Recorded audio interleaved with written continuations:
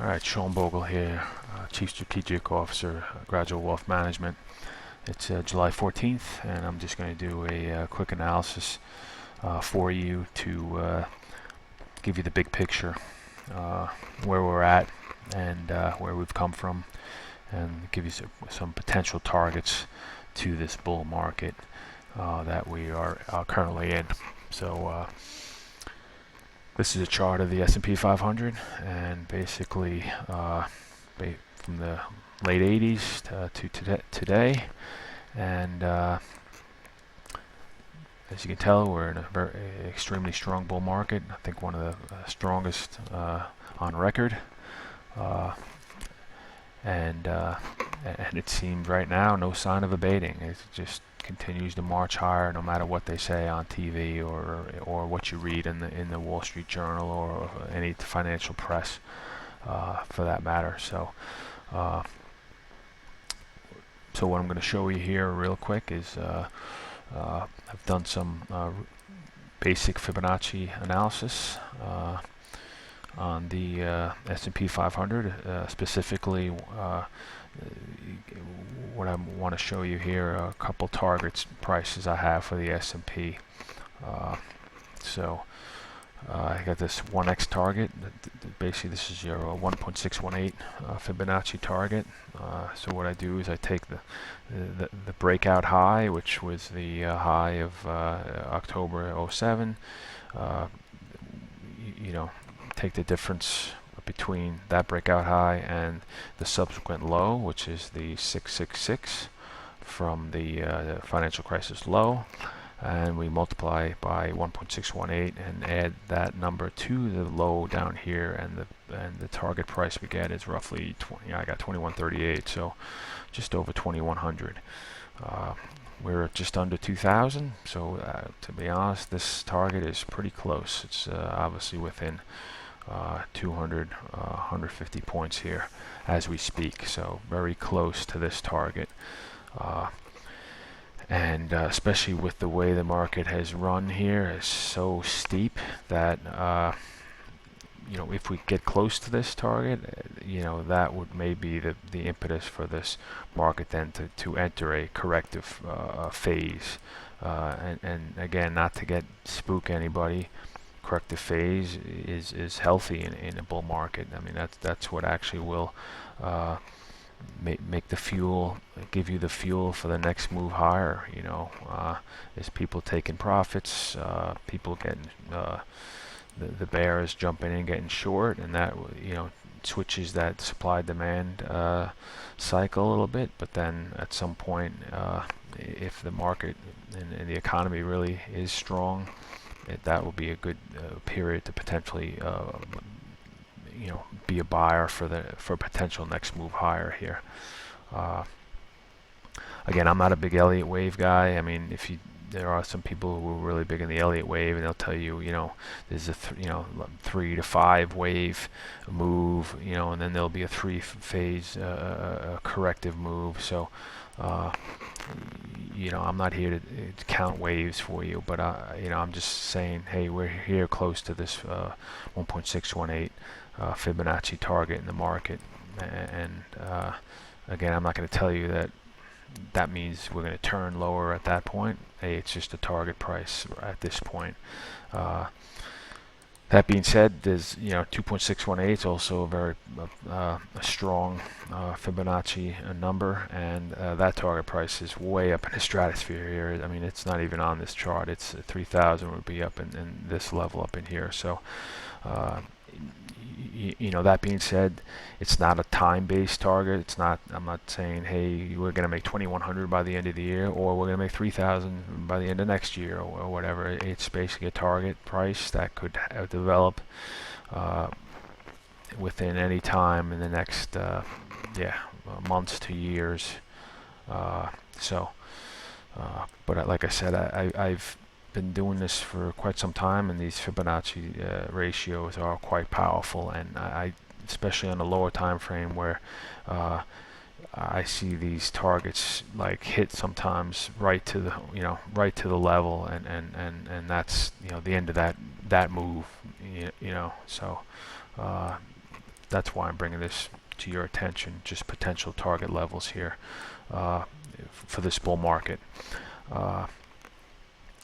I also added here a geometric target, again classical technical analysis, just using chart patterns and whatnot, gives you a geometric target of just under 2,500, which is right up in here in the top. So basically the way I got that is I have we've basically been in a 13-year consolidation phase. I mean, obviously very volatile one, but it's still a consolidation phase, especially since we broke these highs, which makes this pattern here, this sideways pattern, sort of now we're into a continuation phase from this bull run from the 80s into the 90s. And all you do here is take this pattern, which is sort of like a inverted type pennant, and you just invert it on itself up in here higher, and then you get basically it's the difference. Really, it's the difference between the breakout level, and then you connect these, and when it broke out, and it's the difference between here and here, and then just add it to this breakout level here, and then you come up with roughly just under 2,500. So again, another target for potential for this bull market. So again, we're in a nice strong bull market. It just doesn't, at this point, I would not advocate, starting new positions, especially new strategic positions, because this bull market may be long in the tooth. I'm not saying that, we're going lower today, tomorrow, next month, but risk reward, and that's what it's all about, in my opinion. It's not a time now to be buying. In fact, the time to be buying in a strategic bull phase is in a tactical down phase, right? So, and if you look into the tactical part, we'll look into the weekly here. We are not in a tactical down phase. We're right at these highs. Same thing on a daily. We are in all three time frames here. We are just really pinned to the highs here. So. Not a time, I think, right now to be, really adding aggressively to positions. We'll see. We get a corrective phase, especially in a tactical level. When we get, that's where we use the MXRS strategy.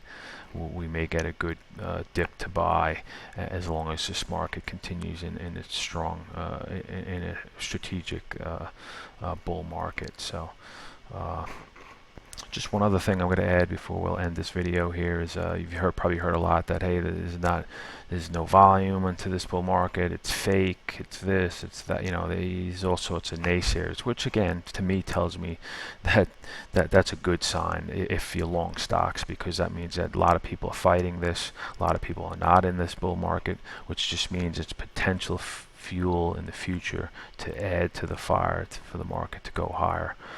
But that being said, volume is a double-edged sword. Yeah, sure, volume should propel stocks higher, but volume also can propel stocks lower, as it did in the financial crisis. We had a peak in volume right at the lows in the financial crisis, which to me tells me it was more of a big washout, a generational washout, actually. You do hear the retail investor is not involved in this market. The baby boomers got out of the lows here, and they never got back in. And again, I think that potentially for another, and even my generation, and we're just not believers in financial products or whatnot, because they don't trust it and whatever, don't trust banks or the stock market. It's all rigged. I mean, you hear that over and over and over again. You can't buy and hold. It's I mean, these, to me, that tells me, again, I use them as a contraindicator, that it just tells me, my long-term account, I don't mean to sound brazen or whatnot, but if I own companies and that are doing well and making money, I'm just not going to sell them. I'm just I'm not at the point where I need the money out of those investments tomorrow, and strategically we're good, and as long as we continue to have these naysayers and people sitting on the sidelines, I think that actually adds potential fuel of fire. Again, not that doesn't mean we continue this steep trend higher here, but I'm talking well into the into the future, so so back to the volume here. So the way I read it, we had a generational washout in the financial crisis. I've heard again, I've seen explanations saying that the corporations have used this low interest rate environment to borrow money at a low interest rate and buy their equity back. So what that would do is obviously contract supply, and that may be a reason why volumes have contracted as well, because the supply of stocks has dwindled, so the share volume will dwindle, and that potentially is also a potential reason why this market has really rallied so steep. Again, supply and demand, that's what it's all about. We have a diminishing supply. There's no place for equity to go but to go higher in that type of environment. I mean, really, you don't even need, that's where you don't need the volume of people pushing the stocks higher. You just have a dwindling supply, and then you have people not selling because there's no alternative there's really no alternative, and the Federal Reserve and the central banks have made that quite clear, that with a zero interest rate, by parking my money in a bank is financial suicide. So sure, there's maybe some artificial raking, if you will, but you know what? We'll take it. We'll do. I don't care how and why the market goes higher. If it goes higher, I want to be in it. I mean, and you should be as well. So that's. I'll get off the soapbox on this volume thing. As far as I'm concerned, price goes higher,